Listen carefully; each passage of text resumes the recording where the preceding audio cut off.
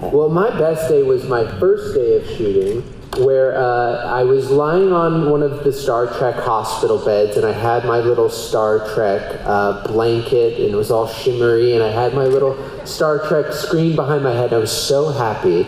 And Sonequa and David were standing above me, and they were sort of whispering back and forth, and for a rehearsal.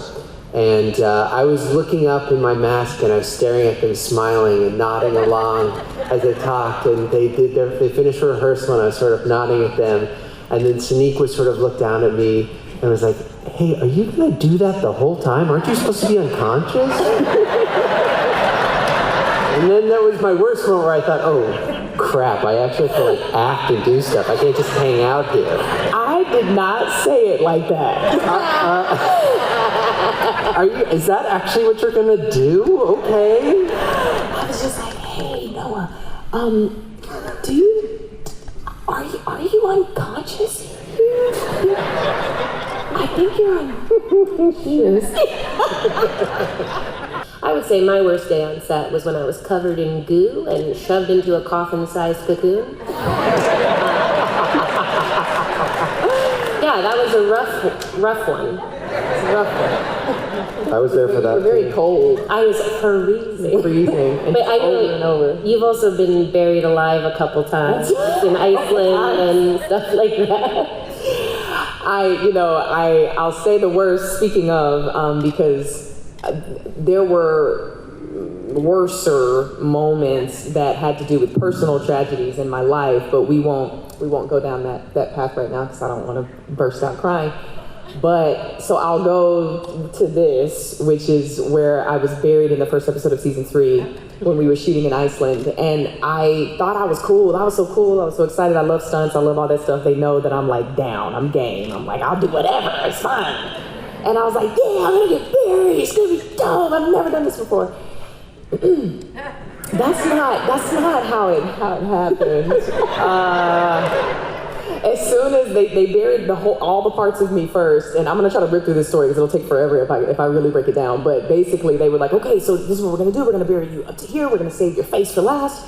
And then the camera's gonna do a movement. So first of all, everybody's gonna have to climb out of the crater just to get away from you to get out of the frame. And then we're gonna have the camera that's gonna do this movement. So you're probably gonna wait about 10 seconds, and then you'll hear action, and then you can come up out of the... And I was like, dope, yeah, you got it. Let's do it. And then as soon as the dirt hit my chest, and it was like, boom, I was like, oh, okay, that has some weight to it. Okay, cool. And then it was on my face, and it was like darkness, and I was like, all right, okay, 1, 2, 3. I don't think I can breathe. Can I breathe? I don't think I can breathe. No, I actually can't breathe. No, I can't breathe. I'm gonna pass out. And so I had to burst up out of the hole, like, So we did it 2 more times after that. But the good thing is that they made it, they gave me a hole. They gave me a pinhole of light, which is what I asked for. They didn't do dirt anymore. They did just rocks on my face, because I was also in a helmet. And they did rocks instead of the dirt, which helped. And they gave me a pinpoint of light. I said, if you can just give me a little bit of light that I can focus on, it'll be great. So it was fine the next 2, but I like to say I'm all tough and everything, but that one got me. That one got buried alive. What? You are tough. I don't know. I think she's a diva asking for rocks instead of dirt.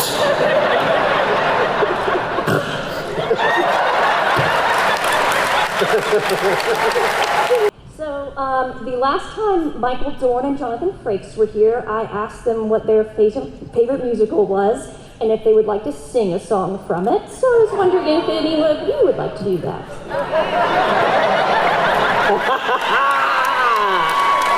Pass our microphone to Anthony.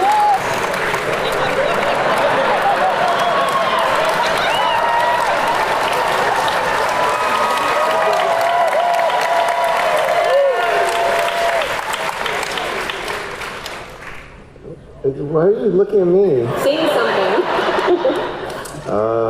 There's only us, there's only this.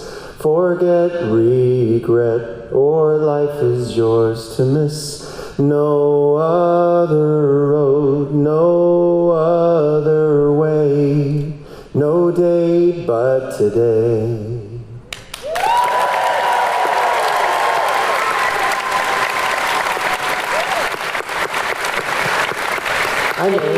Anyone want to top that? Yeah, now it's my turn. That was so beautiful. I have to say the 16-year-old inside of me is fucking freaking out. I can't believe I've never asked him to sing that to me before. I thought maybe I could sing the kind of songs that Jonathan Frakes likes to sing on set, because they're all from musicals pre-1940. So obscure. So obscure. They're just like, Sullivan, you're going to the grocery store. What's the plot of this musical? Anyway, anybody else? I'm pretty sure everyone in this room has a favorite Star Trek series. Is there one that was most influential to you that got you where you are here today? Any show or a Star Trek series specifically? Well, either, I guess. Star Trek was the question, but... Star Trek would be preferred, but is there something that, yeah. Well, I wasn't a Trekkie or a Trekker when I was growing up, but when I came on board, I was like, yeah, I've got to watch everything that there is. And I was playing things while I was sleeping. But what was most influential for me when I was building Burnham was, of course, TOS and Enterprise, because the Vulcan presence is the greatest in those two iterations. Yeah. What does it mean to be Vulcan? Or to be trying to be Vulcan? Yeah. For me, it's definitely Enterprise. That was both the show that I grew up watching week to week and would see with my friends, so it sort of felt like the first show I wasn't watching in syndication. And then going back and watching all of Jeffrey Combs' Shran, that was sort of how I figured out how to build the character. So definitely Enterprise. But did they know that you used to be at Star Trek conventions when you were a child? Yeah, I used to be sitting where you all are sitting. And I would walk up to people and say, my favorite episode is Enterprise 1 DS. And they'd be like, what is wrong with this guy? So nothing's really changed for me. I think I grew up mostly with Next Generation. That was perfectly timed, on syndication to come on after we got home from school. So I feel like me and my brothers would watch that a lot. And but recently Noah and I have been, we just started watching Deep Space Nine. And that feels very much my shit. It feels so gay and so weird and so fun, and the people are just hanging out at a bar and I don't know. It's a very fun one. So I'm very into DS9 right now. Is my answer. Yeah, I'd grown up watching Leonard Nimoy as Spock was unbelievable. But then when I got the part, much like Sonequa, I had a friend who was a super fan, and I asked him to kind of curate lists, and so he gave me some great episodes to watch of Next Gen, and I'd never really seen it before, and so watching Patrick Stewart and Jonathan and Brent Spiner and doing the quality of work that they were doing was really, really inspiring to think that maybe we could have something like that as actors, not only to be a part of something so special as Star Trek, but also to get to, really have some material that we could sink our teeth into. Yeah, there's something about their performances, specifically on that show, I guess on all of them, that's I have a lot of permission to kind of carve out a new person. There's a lot of room here, and this universe can hold a lot, so there's a lot of freedom in it, I guess. A lot of space bars. A lot of space. That's right.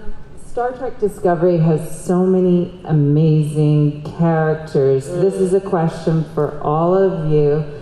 Who is your favorite Discovery character, and why is it Commander Landry? Yeah, Landry is my favorite character because I'm afraid of the actress who plays her sort of sneaking into a convention and murdering me for no reason. Get up here, Rekha! Rekha, everybody! Rekha Sharma!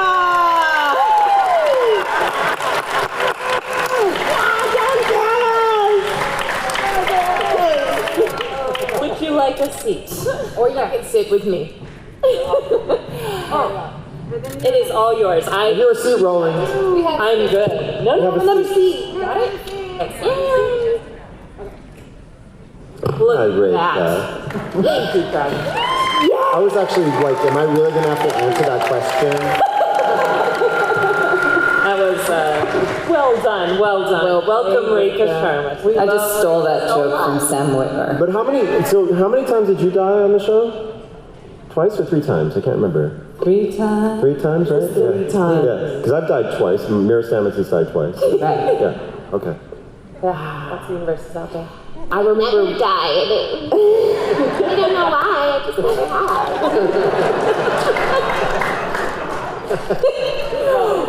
One of our first days on set, Rekha, remember we were talking about the privilege it is to be women of color in sci-fi? Yes. Because sci-fi tends to have the richest, most layered and complex characters for women of color. They do. Mm-hmm. They do. You were like, oh, like the best characters I've ever played have all been in the sci-fi genre. Yeah, I feel like that's been the place where I can exist.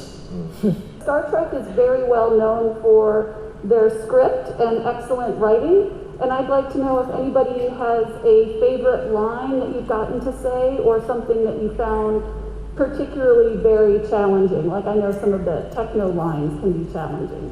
I don't know what you're talking about. The technical lines are great. So in the first season, it was Sonequa, Mary, and I had it was like 3 or 4 pages where we discussed the tardigrade DNA and mycelial network, and it was like when I first read it, I was like, how? Was it not? That was the "This is so fucking cool." Yeah. What we were figuring out, but it was like 3 or 4 pages, and there were the paragraphs were this long, and how? And then when we did it, it was like it became like jazz. Oh my god, I was fully shitting myself too because I was so new, and it was like Anthony had a page of text, and then Sonequa had a page of text, and then I had a half page of text at the end of which I dropped the F-bomb. And so as they were going, I'm like, oh fuck. There's so much techno babble. Right. Speaking out as Anthony got through it perfectly, and then Sonequa got through it perfectly, and I was like, the thing is, line.